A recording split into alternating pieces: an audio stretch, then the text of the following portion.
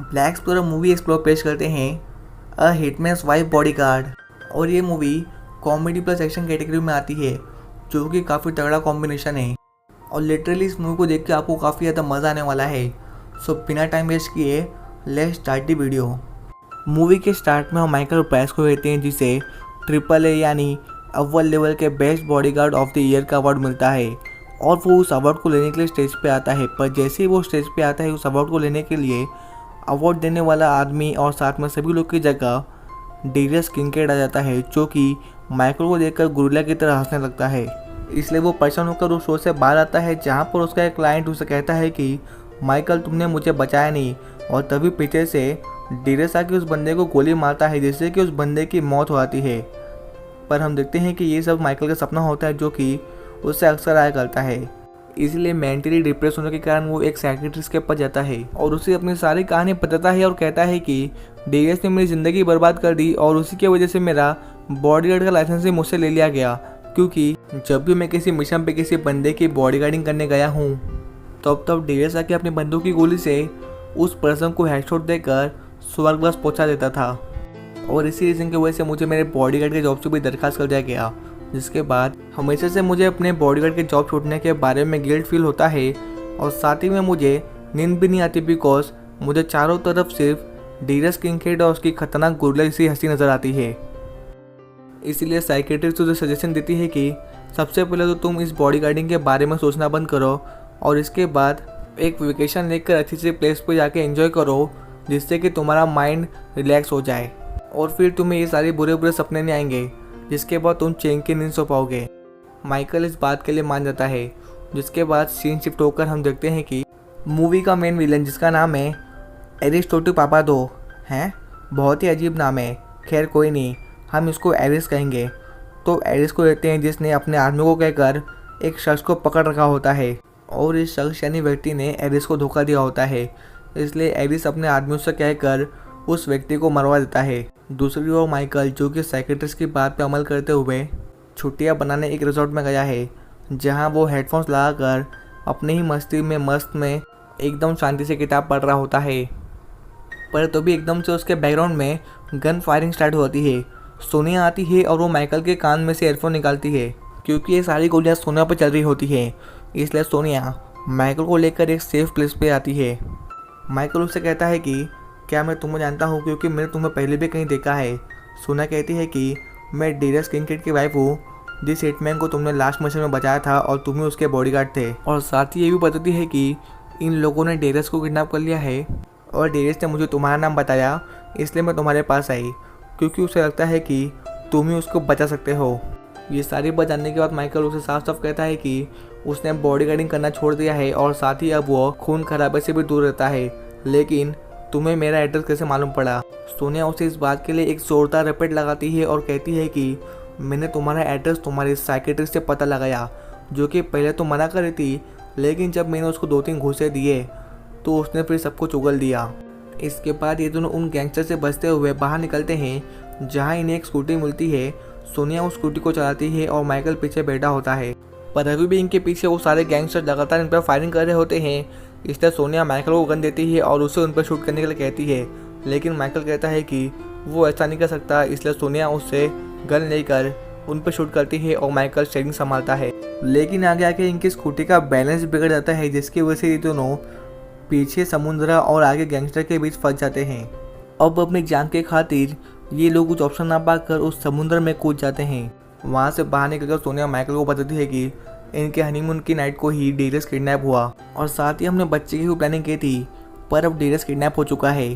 तो उसे बचने के लिए ये लोग सबसे पहले गन शॉप में आते हैं और वहाँ से कुछ गन बाई करते हैं। फिर नेक्स्ट सीन में हम लोग एरिस के गैंगस्टर को देखते हैं, जो कि दूसरे गैंगस्टर्स की ग्रुप के साथ एक डिवाइस की डील कर रहे होते हैं, जहाँ ये लोग उस डिवाइस को टेस्ट करते हैं, जिसके एक ही अटेम्प्ट से पूरे शहर की बिजली गायब हो जाती है। जिसके बाद एरिस की गैंग मेंबर सामने वाले टीम को मारकर वो डिवाइस ले लेती है। फिर नेक्स्ट सीन में हम इंटरपोल के पुलिस को देखते हैं, जो कि उस डिवाइस के बारे में बात कर रहे होते हैं, क्योंकि पिछली रात उस डिवाइस की डेथ से बहुत बड़ा धमाका हुआ था और साथ ही इन्हें अब बहुत सारी लाशें भी मिली हैं। वहीं दूसरी ओर हिटमैन टेरिस अभी भी किडनैपर्स के बीच फंसा हुआ है, पर उसे बचाने के लिए वहाँ पर माइकल और सोना भी पहुँच जाते हैं, माइकल देखता है कि उस जगह पे बहुत ही कड़ा पहरा है। सोनिया कहती है कि हम रश करते हुए डायरेक्ट घुसेंगे।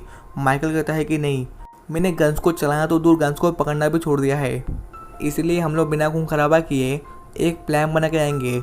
लेकिन जब वो पीछे पलटता है तो देखता है कि सोनिया वहाँ पे नहीं होती और वो गन्स लेकर विलन्स की ओर बढ़ रही होती है। इसलिए माइकल बचते बचाते उस बेस के अंदर पहुंच जाता है और बड़ी चालाकी से सारे सीसीटीवी के वायर काट देता है, जिससे कि सारे सीसीटीवी के फुटेज ब्लैंक हो आते हैं। इसके बाद वो मेन डोर ओपन करता है जहाँ पर सोनिया ने सभी बंदों को मार दिया होता है। माइकल उसे कहता है कि मैंने कहा था कि कोई भी खून खराबा नहीं करना, पर तभी पीछे से एक बंदा खड़ा होता है जिसे सोनिया हेडशॉट देके मार देती है। फिर ये लोग अपने रास्ते में आने वाले हर एक विलन को मारते हुए फाइनली डीरियस के पास पहुंच जाते हैं। डीरियस और सोनिया एक दूसरे को देखकर लैला मजनू की तरफ प्यार करने लगते हैं। फिर डीरियस माइकल को देखता है और कहता है कि ये यहाँ पे क्या कर रहा है। सोनिया बोलती है कि तुमने तो बोला था माइकल और प्राइस को लेकर आना, वही मुझे बचा सकता है। पर तभी एक बंदा खड़ा होता है। माइकल उसकी आंखों में स्प्रे करता है, लेकिन डेरियस उसे शूट कर देता है।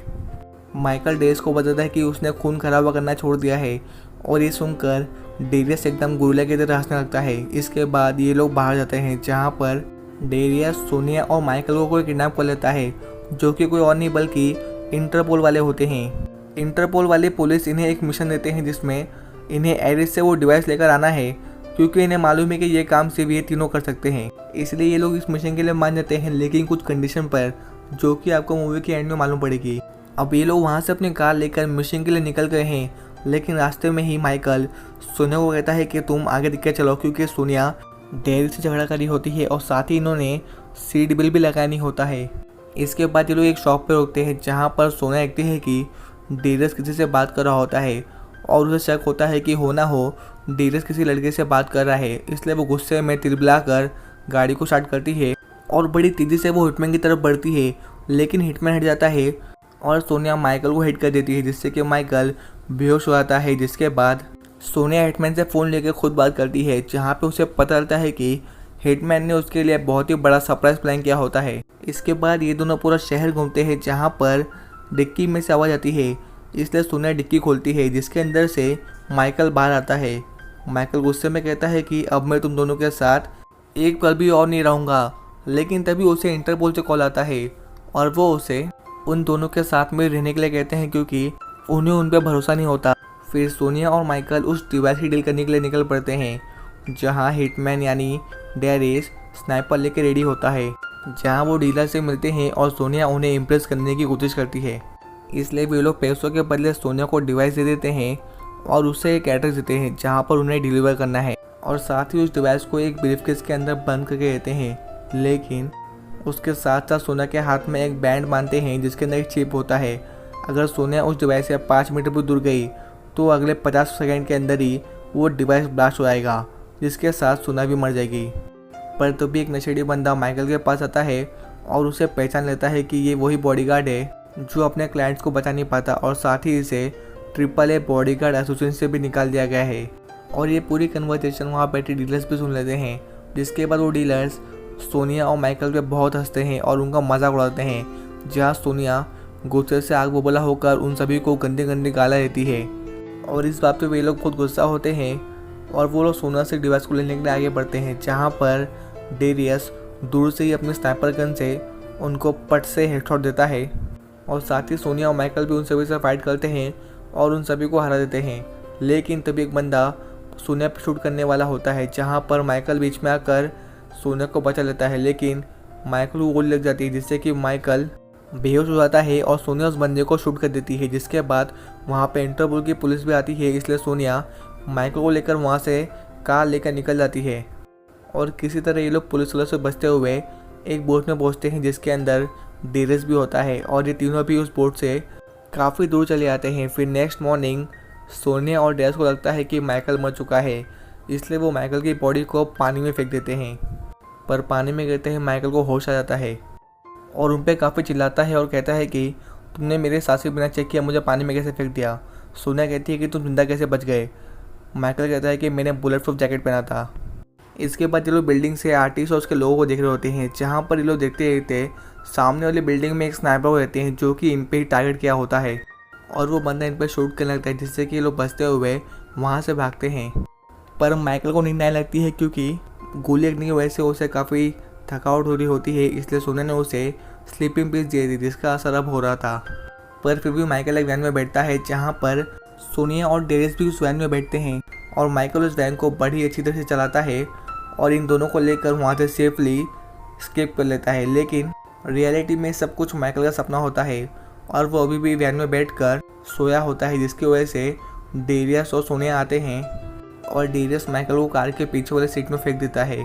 जिसके बाद डेरियस यानी हिटमैन कार को बड़े ही शानदार तरीके से चलाते हुए उन सभी विलन्स के कार को पीछे छोड़ देता है और साथ ही उन्हें डिस्ट्रॉय कर देता है। लेकिन अब उसके पीछे एक हेलीकॉप्टर लगा होता है, फिर भी डेरियस किसी तरह उस हेलीकॉप्टर को भी डिस्ट्रॉय कर देता है। लेकिन मुसीबत यहाँ पे ख़त्म नहीं हुई। इनकी वैन चलते चलते एक खाई के किनारे पहुँच जाती है जहाँ इनकी जान बाल बाल बचती है। फिर ये लोग एक सेफ प्लेस पे आते हैं जहाँ पर सोनिया माइकल को लोरी सुनाई होती है क्योंकि माइकल अभी भी बेहोश होता है। लेकिन माइकल का होश आता है और वो सोनिया को कहता है कि तुम्हारी लोरी है कि क्या है, बहुत ही भयानक है, तुम कभी भी अपने बच्चों को लोरी मत सुनाना। और वो गुस्से में वहाँ से निकल जाता है। जिसके बाद जब वो रोड पे पहुँचता है तो उससे अलग अलग साइन दिखते हैं जिससे कि वो दोबारा से डेरियस और सोनिया के पास आ जाता है।